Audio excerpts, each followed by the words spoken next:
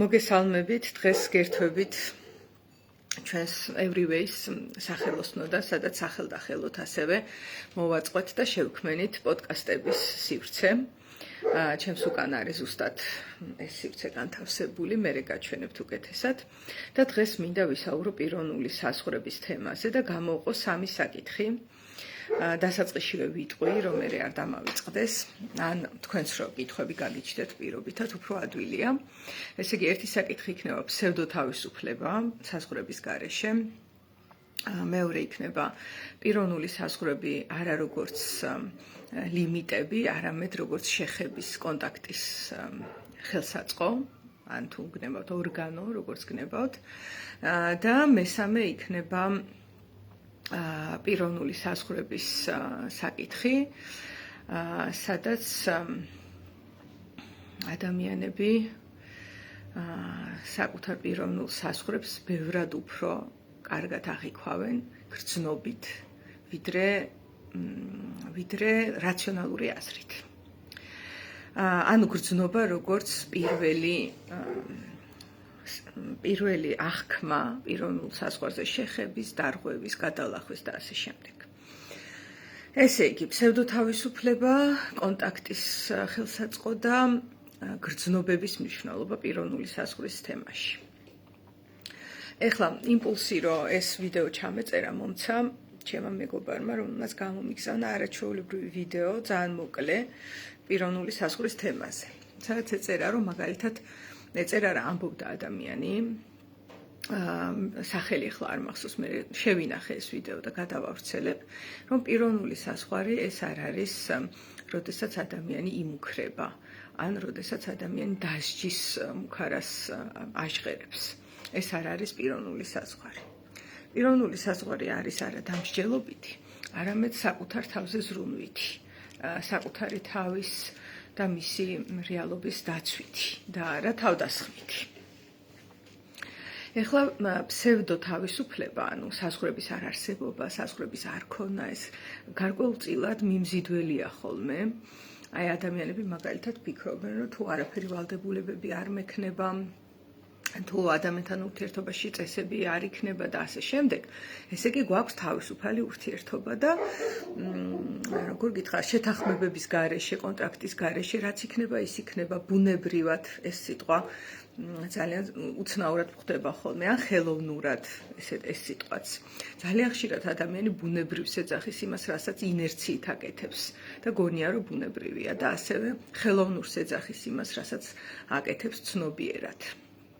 და ამას კიდე ხელოვნურს ეძახის, იმიტომ რომ სხვანაირად განიცდება. ნახე, ინერციიდან თუ გამოვედი, რაღაცა ხელოვნურობის განცდა მაქვს, იმიტომ რომ ჩემთვის უკვე ჩვევად და ბუნებად იქცა ინერციაში ყოფნა ზოგჯერ. ყოველთვის არა. არაფერი, რასაც ვამ, ყოველთვის არ არის რა. ამით არის ადამიანის ფსიქიკა საოცარი.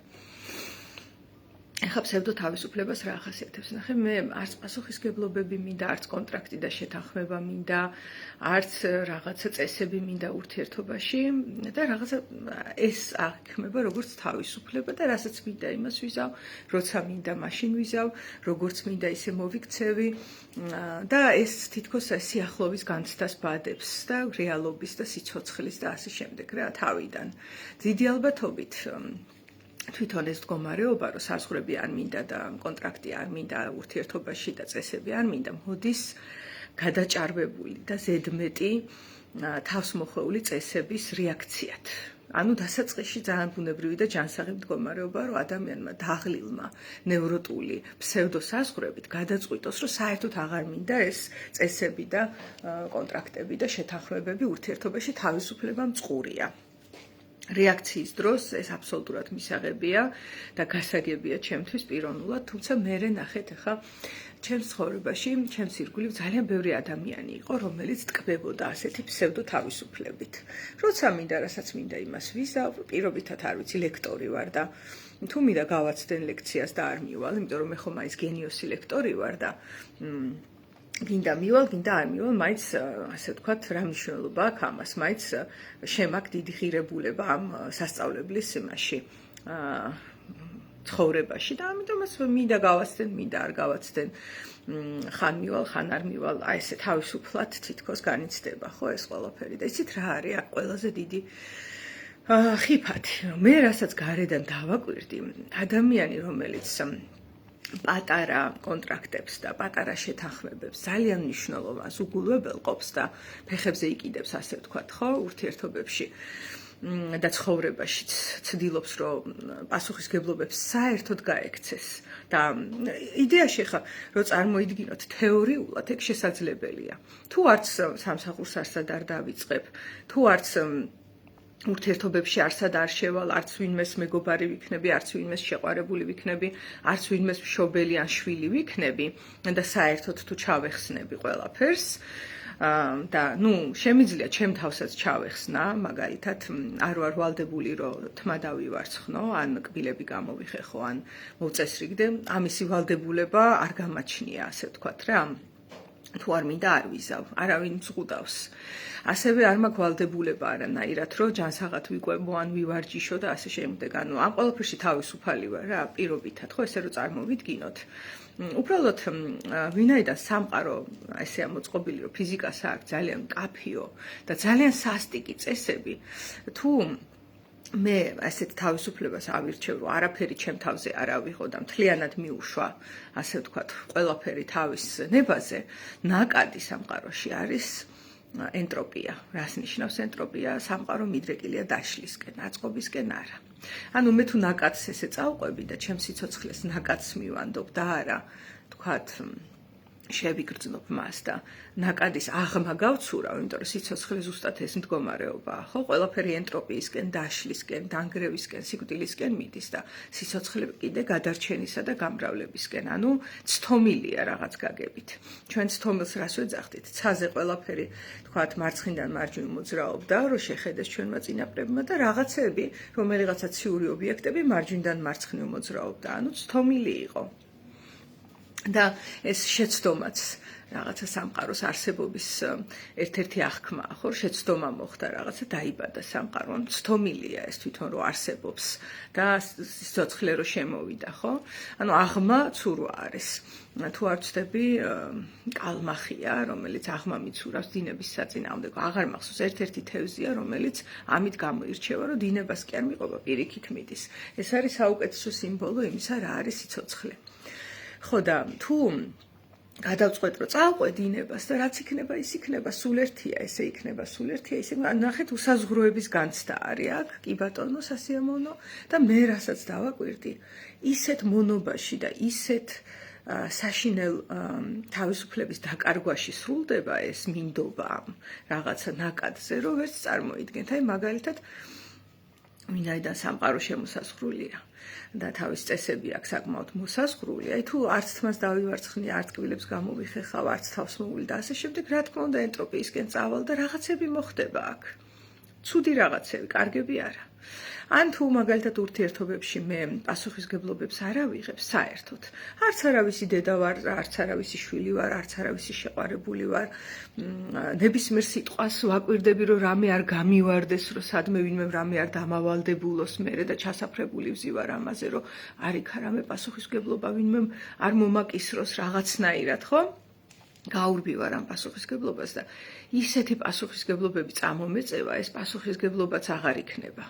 იმიტომ რომ დაგროვდა, ნახე, ძალიან დიდი რაოდენობით ენერგია დაგროვდა, სადაც მე გავეკეცი ჩემს როლს, ჩემს ფუნქციას, ჩემს სიცოცხლეს გავეკეცი და დავემალე და ესე თუ მოვიქცევი, უსაზღვროების განცდა მექნება კი, რომ თითქოს აი რასში მჭირდება პიროვნული საზღვრები, აი ბუნებრივად, წეღან როგორც ვქვი, ანუ ინერციით რო გადმოვთარგმნოთ, რაც იქნება, ის იქნება. მე მინდა შევიჭრები სხვა ადამიანის საზღვრებში და მინდა გამოვიჭრები და მინდა ესე ვიზავ, მინდა ისე ვიზავ და ნახეთ, მინდა როგორც ის აქ. განცდაში ესე იძლევა ილუზია, რომ თითქოს მინდა ეს ყველაფერი, როგორც მინდა, როცა მინდა, რასაც მინდა და კარგი ილუზიაა. მიმზიდველი ილუზია და ეხლა ნახეთ რა ხდება რეალობასთან რომ მოვა ეს კონტაქტში, იმიტომ რომ ჩვენი რეალობა როგორც უკვე ვთქვი მოფარგლულია ძალიან დიდი ფიზიკის კანონებით, რომელიც არ ირღვევა, ხო? აი მაგალითად დილას ავდექი და ჩაის მაგივრად არ ვიცი ვისკი დავლიე. მერე შუადღისას სადილი უგულებელ ყავი თუ რაც ვქენი არ ვიცი. მოკლედ თლიანად ამოვვარდი და რასაც მინდა, როცა მინდა, როგორც მინდა ამ ილუზიას მივყვები და რა მოხდება? ერთ დღესაც მოვიხედავ და რაღაც ისეთი სიტუაცია, რომ თავისუფლება დამიკარგია. აღარა მაქვს მე ჩემს თავზე უფლება და ჩემს თავზე ენერგია თუ რაც გნებათ დაარქვით, რომ პირობითად როცა მე გადავწყვეტ და გადაწყვეტილებას მივიღებ და რასაც გადავწყვეტ ის გავაკეთო. აღარა მაქვს. წავიდა ეს. აი თავიდან ხო ადვილი ჩანდა და თითქოს თავისუფლებისკენ მივწოდი და ესე გამოვიდა, რომ დილას მე ხა ვისკის დავლევ თუ არა, ამარჩევას კი ვეღარ ვაკეთებ. ვისკი თავისით მოდის ჩემთან.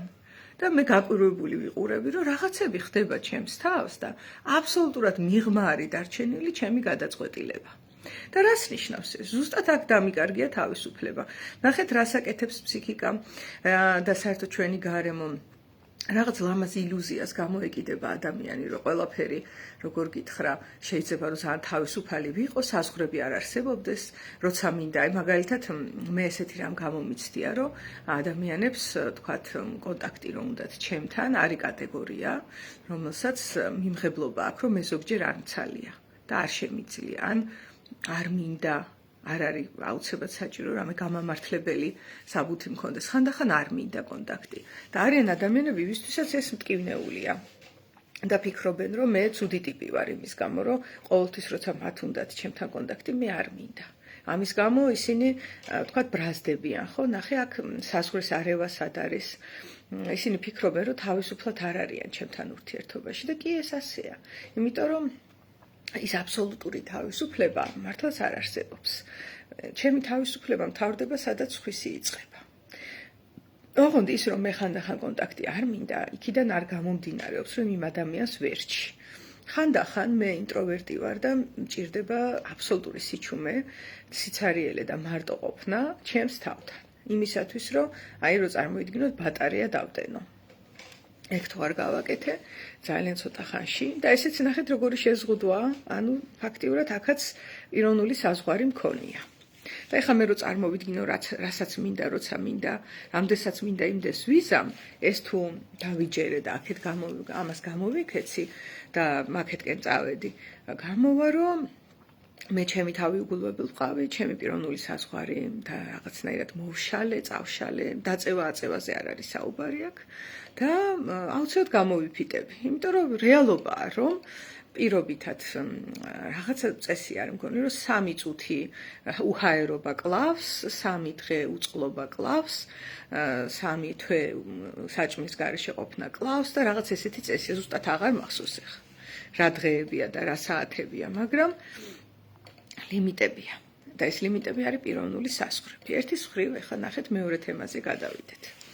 პირველი თემა გასაგებია, ხო, რომ ფსევდოთავისუფლების ილუზიაზე გამოკიდებით და პიროვნული საზღვრების უგულებელყოფით შეიძლება ადამიანს რაღაცა პერიოდი ქონდეს ილუზია, რომ მისთვის საზღვრები არ არსებობს და თავისუფალია. და მე ამას მოყვება ხოლმე ძალიან დიდი მონობა.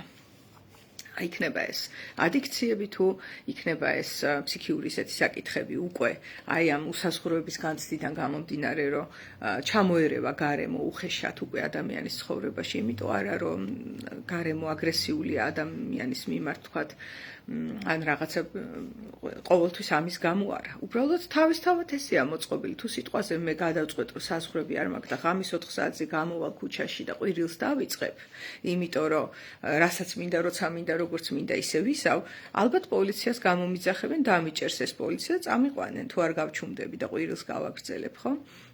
ესეთი რაღაცეებია და ის რომ მე ღამის 3 საათზე პირობითად უბანში არ გავდივარ და არ მკივივარ, ეს არ არის ჩემი თავისუფლების დარღვევა. აი ეს არის ძალიან მნიშვნელოვანი. აბსოლუტური თავისუფლება რო არსებულიყო, კი ბატონო, იქნებოდა დარღვევა, მაგრამ ის არ არსებობს, იმიტომ რომ ამ ხალხს ძინავს ღამის 3 საათზე, მე რო მკივივარ, ვატერორებ ამით. მათ შეჭრილი ვარ მათ თავისუფლებაში. ოკეი, ეს პირველი ნაწილი, რომ უსაზღვროება და საზღვრების არ ქონა ფსევდოთავისუფლებაა და რეალურად პირიქით აკარგვინებს ადამიანს თავისუფლებას. ახლა მეორე საკითხი, სადაც ვამბობ, რომ საზღვრები ეს არ არის ლიმიტები აუცილებლად. ნახე, ადამიანის სხეული რითია გამოყოფილი გარესამყაროდან, ხო? კანით. კანი არის ჩვენი დამცავი ერთის მხრივ, ხო, იცავს ორგანიზმს, კანი ყველაზე დიდი ორგანოა და იცავს გარესამყაროსგან და კანს აქვს არაჩვეულებრივი დაცვის საშუალება რა, გადასარევი დამცავია. აი როგორ გითხრა არის ძალიან ბევრი ქიმიური ნივთიერება, რომელსაც კანი ფილტრავს და სხვა რაღაცა ხელოვნური საშუალებები ვერ ფილტრავს, მაგალითად პირობითად პოლიეთილენში გაივლის, კანში ვერ გაივლის და ასე შემდეგ. ანუ კარგად იცავს გარესამყაროსგან. მერე კანს აქვს კიდე ესეთი ფუნქცია, რომ იქ რამე თუ ან შეიჭრა, ან შეერჭო ადამიანს, ან კანი გაეჭრა და ასე შემდეგ, ეგრევე უჯრედულ დონეზე იქ მიდის იმ ადგილას შემოჭრილი მიკრობების ხოცვა, ორგანიზმის დაცვა, ნახეთ რა ხდება. ანუ კანი არის დემონსტრირება იმისა, რომ ჩვენს სხეულს გააჩნია საზღვარი. და ასეთივე კანი აქვს ჩვენს ფსიქიკასაც. ხო და უხილავია, თუმცა შეგრძნობადი. და ეხლა ნახეთ რა აქვს კიდევ კანს, გარდა იმისა, რომ გვიცავს, მარტო დამცველობითია? არა. კანი არის ორგანო, რითიც ჩვენ ერთმანეთს ვეხებით, აი ხელს ჩამოვართმევთ, მივადებთ, არ ვიცი, თავზე დავადებთ თუ რას გავაკეთებთ. კანი არის, რითიც ვგრძნობთ ერთმანეთს. ესე იგი რა ყოფილა? კანი ყოფილა შეხების ორგანოც. ანუ ეს ყველაზე დიდი ორგანო, რაც ადამიანს გააჩნია და ნახეთ კანზე არის მცხელა, მცივა, როგორ გითხრა, სუსხის განცდა მაქვს, ნიავი მიბერავს თუ არ ვიცი, რაღაცას რო ვეხები იმის ტექსტურა რო აღვიქვა, ბავშვები ძალიან ხშირად აკეთებენ ამას. ყველაფერს ხელს ადებენ, ნახე, ისინი ცდილობენ, რომ მთელ სამყაროსთან არიან კონტაქტზე და შეეხონ ყველაფერს. მინდა გითხრათ, რომ რაღაც გაგებით, თქვათ, საჭმოს როდესაც მივირთვით, იქაც კანზე ვეხებით, ხო? ან ჩაკბეჭვა და ეს ყველაფერი, შეხება, გემო, ესეც კანთან ერთ-ერთი კანია, პირში არსებული რეცეპტორები, ხო? და ასე შემდეგ. ანუ შეხების ორგანოა ეს და ეს არის კონტაქტის კანი რო არ მქონოდა, არაფერთან შეხება არ მომინდებოდა. ნახე, საშინელი მტკივნეული იქნებოდა შეხება. ახლა წარმოიდგინეთ, კანი რო არ ქონდეს ადამიანს, ხო არის რომ დაეწვება კანი და იმ ადგილზე ვერც მიეკარები, იმიტომ რომ ვინაიდან კანი იქ არ არის და დამწვარია, ხო? საშინელი ტკივილის განცდა მოდის, ეგ შეხება არ არის და კონტაქტი არ არის. გარის პირდაპირ ტკივილის მიყენება, ხო? ესე არის ფსიქიკაც. როდესაც კანი არის მოცემული, ანუ კონტაქტის ორგანო ადგილზეა, საზღვარი, ამ შემთხვევაში შესაძლებელია გარესამყაროსთან კონტაქტი და კომუნიკაციაში ყოფნა. და თუ პირობითად საზღვარი რაიმე კუთხით დარღვეულია, აი რომ წარმოიდგინოთ, ხო არის კანის რაღაც დაავადებები და გაუხეშდება ხოლმე კანი, უხეშია. ამ შემთხვევაში შეხება არ ხდება. ეს უხეში კანი გიცავს ისეთ დონეზე, რომ ხელს გართმევს პირობითად ადამიანი ან გადებს და ვერ გძნობ. შეგრძნებაში აღარ გეძლევა, ისეთი გაუხეშებულია. ეს არის გაუხეშებული ფსიქიკური საზღვრის კაი ანალოგია. და არის ფსიქიკური საზღვარი, რომელიც მოწყვლადია. ანუ კანი იმდენად გათხელებულია, რომ პატარა შეხება იწვევს, არ ვიცით, კივილს, ტანჯვას, ნეგატიურ მას გრძნობებს რა. ესე არის ფსიქიკაც. შესაბამისად, პიროვნული საზღვრის ქონა არც რიგიდულის, ანუ უხეშის და არც მოწყვლადის, ანუ სუსტის, განაპირობებს, რომ ჩვენ შეგვიძლია ერთმანეთს ვეკონტაქტოთ. და როცა ვეკონტაქტებით, აბა დაფიქრდით, ახლა საყვარელი ადამიანი, როდესაც თქვა კანზე გეხება, ხელს გადებს, როგორი სასიამოვნოა, ხო?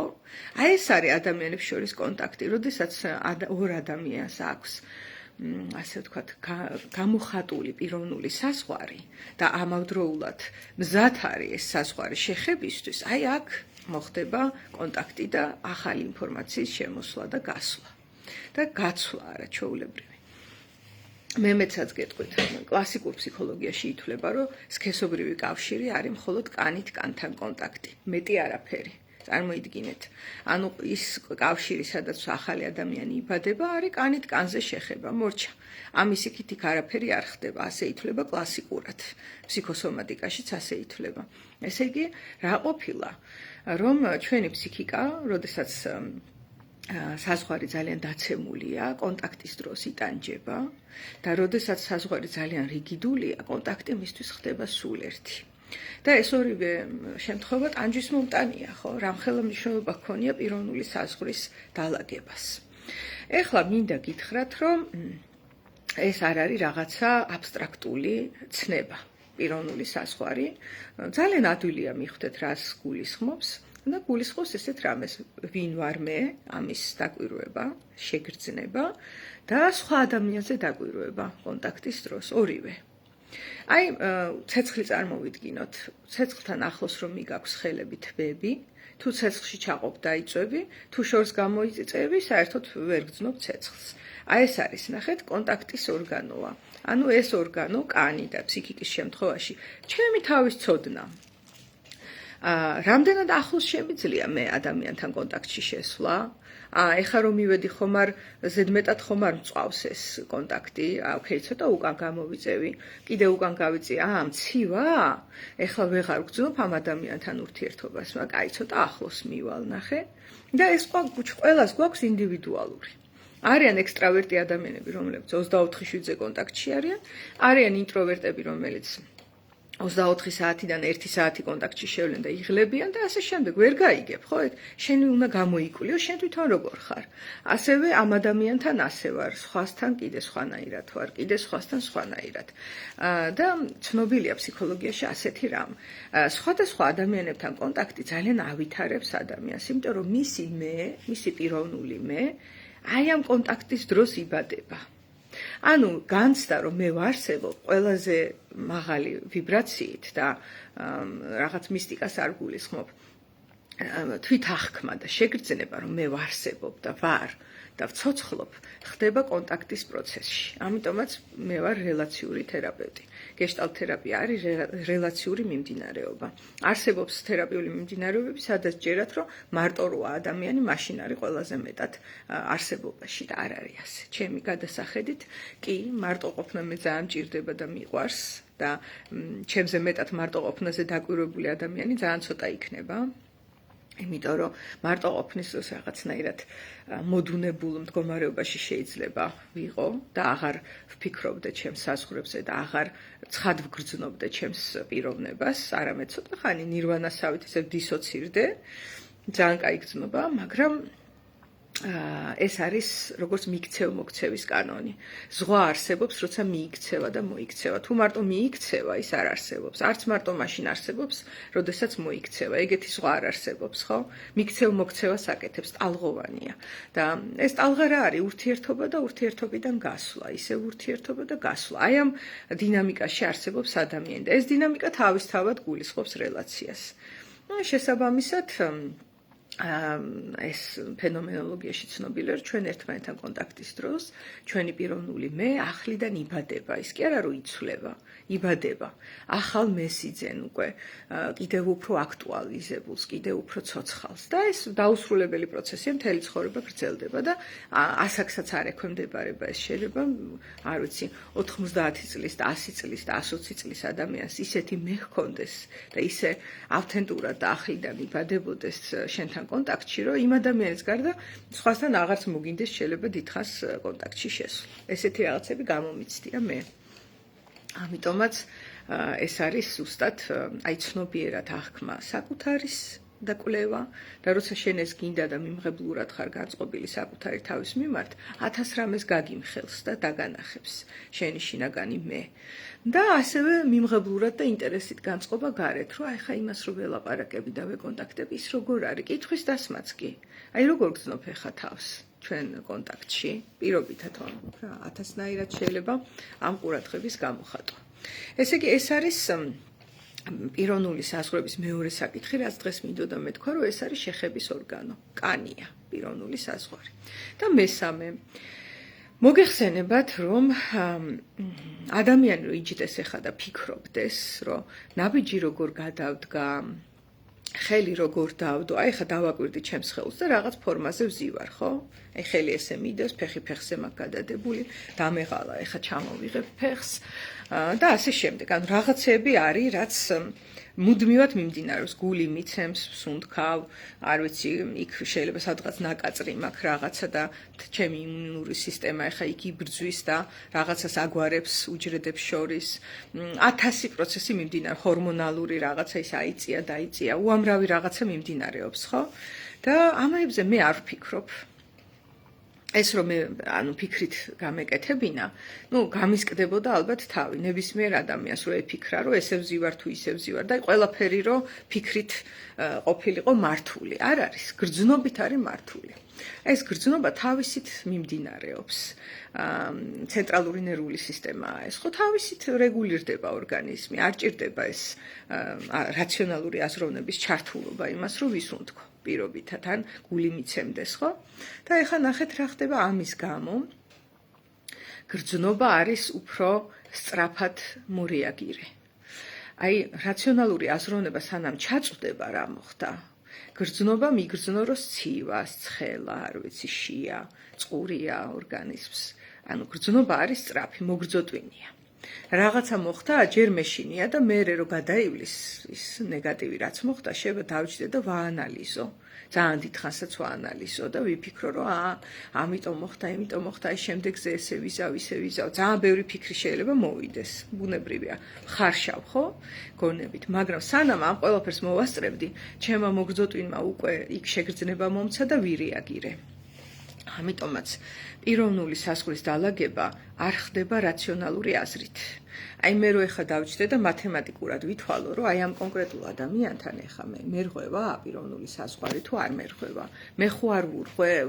ეს კითხვები ეხა ადამიანურია და შეიძლება გაჩნდეს. ოღონდ პასუხები არ არის ლოგიკაში და არ არის მათემატიკურ დათვლაში. როგორც უკვე ვთქვი, ეს პიროვნული საზღვრები იმდენად ინდივიდუალური მოვლენაა. აი მაგალითად ვიღაცისთვის 4 საათიანი დიალოგი პიროვნული საზღვრის დარღვევაა. ვიღაცისთვის ვამპირიზმია საერთოდ და ვიღაცისთვის სასიცოცხლო აუცილებელია ეგ დრო კონტაქტში. ანუ ძალიან განსხვავდება ჩვენი ფსიქიკური სხეულები და აქედან ამოდის, ხო, მაგრამ აი ეხა მე მაგალითად ეხა დავფიქრდი, რომ არ დამითვლია, თქვათ, ჩემთვის რა დრო არის ოკეი მეგობრებთან ურთიერთობის დროს. სამაგიეროდ ვიცი, რომ ფსიქოთერაპიას როცა ვატარებ, აი საათნახევარზე მეტი თუ ვინმე მთხოვა, რომ ჩამიტარე, და ეს დროც ხო ინდივიდუალურია, ალბათ უარს ვიტყვი. იმიტომ რომ მე დავკვირვები ვარ, რომ ადამიანის საკითხზე მასთან ერთად კონცენტრაცია შემიძლია დაახლოებით 1 საათი და 20 წუთი მაქსიმუმ. ამის მერე მე დისოცირებული ვზივარ და შეიძლება თავი ვაქნიო, რომ მესმის და რეალურად არაფერი აღარ მესმის. ეს არის ჩემი საზღვარი მანდ. რომელიც ვიკვლიე სხვათა შორის, იმიტომ რომ არის შემთხვევები, როდესაც თქვათ სხვადასხვა კლიენტს სხვადასხვა საჭიროება აქვს და ზოგს თქვათ უნდა 2 საათიანი სესია და მე მივხვდი, რომ ეგ არ შემიძლია. და ეს მოვიდა როგორ? შეგრძნებით მოვიდა. დავაკვირდი ჩემს შეგრძნებებს და ვიგრძენი, რომ აი გავითიშე რა. საათი და 20 წუთი დაახლოებით რო გადის, ძინავს ნახევრად უკვე, იმიტომ რომ დამეღალა კონცენტრაციის უნარი. მე ახლა ამ წუთში მეტი არ მაქვს. ასევე, როდესაც ყოლია პატარა ასაკიანი კლიენტები, აი ბავშვები, მათთან შეიძლება მიგრძნია, რომ ნახე 20 წუთი რო გავიდა და 25, ის დაიღალა. პატარაა და მას არ აქვს უფრო მეტი კონცენტრაციის უნარი და ამ შემთხვევაში კიდე 30 წუთიან თერაპიებს ვატარებ, როცა ბავშვი მოყავთ, ნახე. აი ძალიან განსხვავდებით ერთმანეთისგან და პირველი, ასე ვთქვათ, ციმციმა, რომელიც ამას ადამიანს აგრძნობინებს, არის გრძნობა. ამისი გამოცდილება, ანუ გრძნობის პატივისცემა არის ძალიან მნიშვნელოვანი. როცა პიროვნულ საზღვრებს ვაშენებთ, მნიშვნელოვანია მიმღებლობა გამოვავლინოთ საკუთარი გრძნობების მიმართ და შევიგრძნოთ ის, რასაც ვგრძნობთ. შეიძლება ტვინი ამბობდეს, რომ აუ ამ ადამიანთან მეგობრობა რა კარგია, აი ამის გამო, იმის გამო, ამის გამო, იმის გამო. მაგრამ მის გვერდით რო ვზივარ, არ ვგრძნობ თავს. ან დაცულად ან არ გრძნობ ჩვენ შორის კავშირს, ხო? სხვა შორის იმ დღეს მითხეს, რომ იაპონიაში თურმე ითვლება, რომ მუცლით ვაზროვნებთ ჩვენ და არა ტვინით. იაპონურ კულტურაში ესე ყოფილა. ანუ აზროვნების ორგანო, აი ჩვენ რამდენადაც ტვინი მიგვაჩნია, იქ თურმე მუცელი მიაჩნიათ ესე ხალხურად. იმიტომ რომ აკვირდებიან როგორ ჩანს გრძნობებს და გრძნობები ძალიან ხშირად ზუსტად სხეულში ცენტრირდება, მკერდში, ყელში, მუცელში და ასე შემდეგ და აი ეს არის უტყუარი განცდა საზღვრისა. მე ადრე ცხოვრებაში გამომიცდია, რომ გრძნობა მეუბნებოდა, რომ რაღაცა საერთოდ არ არის ისე, როგორც ჭირდება, რომ იყოს და რაციონალურად რო გეკითხა, აი კონკრეტულად სად ირღვევა შენი საზღვარი, წარმოდგენა არ მქონდა. ვერ ვიტყოდი, ანუ ლოგიკით ვერ ვიყავი ჩაწვდენილი, მხოლოდ გრძნობა ამბობდა ამას და ეხა რო უყურებ ამ გადასახედით, თქვა 19-20 წლის ასაკს. ისეთი თვალსაჩინოა ეხლა ჩემთვის გონებით, იქ სადმე რღვეოდა საზღვარი, ვერც წარმოიდგენთ. მაგრამ იქ იმ წუთში გონება ვერ წვდებოდა საზღვრის დარღვევა, სად ხდებოდა. სამაგიეროდ უტყუარად მოცემული იყო გრძნობა. ამიტომ ძალიან მნიშვნელოვანი ემოციური ინტელექტის ნაწილია ესეც, რომ თითოეული ადამიანი დააკვირდეს სხვადასხვა კონტაქტში და სხვადასხვა სიტუაციაში რას გრძნობს. იმიტომ რომ პიროვნული საზღვრის დარღვევა ზოგჯერ ისე დახვეწილად მიმდინარეობს, რომ გრძნობის გარდა ვერაფერი გიგარნახებ და იქ რო ეს ამბავია. და ძალიან მიენდეთ ამას. სხვათა შორის წარმატებული თერაპიის ერთ-ერთ გასაღებად ეგეც ითვლება, რომ ადამიანი მივა თერაპიაზე და გრძნობს ირაციონალურად, რომ აი ამ თერაპევტთან გამომივა. ვიმუშავებ და მივიღებ შედეგს. და შეიძლება ვიღაცა სხვა თერაპევტი იყოს, რომელიც არ ვიცი, ან სახელი აქვს მოხვეჭილი, ან ბევრ ადამიანს დაეხმარა, ან რაღაც უფრო პოპულარული სკოლის წარმომადგენელია და ასე შემდეგ და იქ შეგრძნება იყოს, რომ არ გამომივა აქ. ეს ძალიან საპატივსაცემოა, ეს კარლ როჯერსმა აღმოაჩინა, რომ აი ეს წინასწარი განცდა, გრძნობადობა, რომ აი ამ ადამიანთან რომ ვიმუშავებ, გამომივა, განაპირობებს ხოლმე თერაპიაში შედეგებს. თუმცა მე რომ მეკითხებიან, რომ რას მირჩევ პირობითად, ჰოლოტროპული სუნთქვა ვისუნთქო, ან გეშტალტი უფრო მაგარია თუ CBT, ან რაღაც ესეთ კითხვას რომ დამისვენ, ვეუბნები, რომ აბა შეიგრძენი. წადი გაუსინჯე გემო, დააკვირდი და იგრძენი. აუცილებლად იგრძნობ შენთვის რომელია.